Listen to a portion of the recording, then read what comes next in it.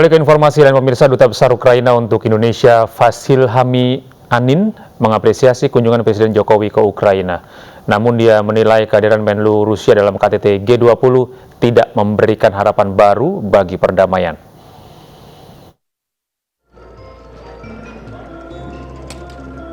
Pertemuan para menteri luar negeri G20 di Nusa Dua Bali belum lama ini menuai banyak pujian karena Indonesia berhasil mengundang para menteri kunci untuk hadir dalam pertemuan penting itu, termasuk Menteri Luar Negeri Rusia Sergei Lavrov.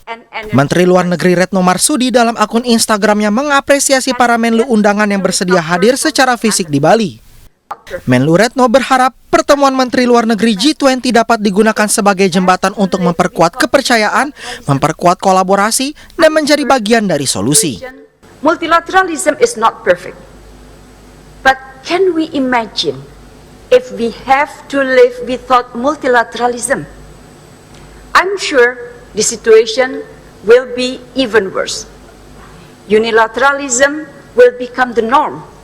The mighty will take all. And surely, and I'm sure, this is not what we want. We all have the responsibility to safeguard multilateralism, to make it deliver. Multilateralism is the only mechanism where all countries, regardless of their size and wealth, stand on equal footing and are treated equally.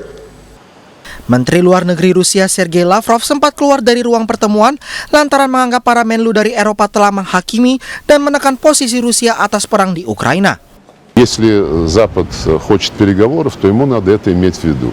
Если же он хочет не переговоров, а победы Украины над Россией на поле боя, потому что звучат и те, и другие заявления, кто за переговоры, а кто за военную победу, то тогда, наверное, говорить просто с Западом не о чем, потому что он этими своими подходами, по сути дела, не позволяет Украине перейти к мирному процессу. Sementara Duta Besar Ukraina untuk Indonesia Vasil Hamianin menilai pernyataan Rusia tidak disampaikan dengan tulus dan mempertanyakan sikap Lavrov yang memilih untuk walk out saat membahas mengenai krisis yang ditimbulkan akibat operasi militer di Ukraina. To stop the war or not, it's a nation and it's decision of the people of Ukraine who have a absolute consensus about this with our army, with our president, with our parliament. So, if you talk about Russia, it's nothing to do with people, because people just don't participate in political life, in any decisions in Russia. Meski mengaku kecewa dengan sikap Lavrov, namun Duta Besar Hamianin mengapresiasi kedatangan Jokowi dan upaya perdamaian yang dirintis oleh Indonesia. Hamianin juga mendukung KTT G20 meski tidak yakin hasilnya bisa mendorong Rusia menghentikan serangan. Tim Liputan iNews melaporkan. Beralih ke informasi lain pemirsa, menikmati kopi kini bisa dilakukan kapan saja dan di mana saja. Apalagi kini kopi hadir dengan berbagai varian rasa, di antaranya aroma buah-buahan.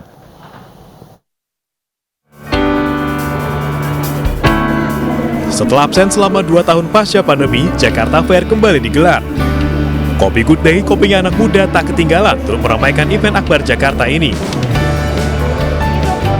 Dengan menukarkan kupon seharga Rp10.000, pengunjung bisa mendapatkan 2 botol Good Day di 3 booth yang tersebar di area Jakarta Fair. Menariknya lagi, pengunjung juga bisa ikut game seru yang bernama Blinko dengan hadiah menarik, seperti boneka avocado delight yang lucu. Tak heran jika booth Good Day disambut antusiasme pengunjung. Rasanya enak banget mas, jadi kalau misalnya lagi panas-panas, minum avocado delight, rasanya jadi makin seger. Kalau Good Day tuh sih mas, saya suka banget ini mas, Good Day original cappuccino, ini enak banget mas, saya suka banget dari dulu. Makanya pas kesini ada Good Day, saya langsung kesini. Harapannya ya semoga makin banyak varian-varian yang enak-enak, yang memanjakan lidah kita. Di Jakarta Fair tahun ini, Good Day menawarkan pengalaman baru dengan berbagai aktivitas dan sensasi kopi nikmat untuk menemani para pengunjung berkeliling Jakarta Fair 2022. Harapan dari Kopi Good Day, konsumennya Kopi Good Day terus loyal kepada Kopi Good Day dan terus mengkonsumsi berbagai macam rasa dari Kopi Good Day yang membawa kebahagiaan bagi hari-harinya. Tertarik menikmati berbagai macam rasa Good Day? Anda bisa mampir ke booth Kopi Good Day di Jakarta Fair 2022 yang akan berlangsung hingga 17 Juli 2022. Dari Jakarta, Indra Setiabudi, Edmond Dantes, iNews melaporkan.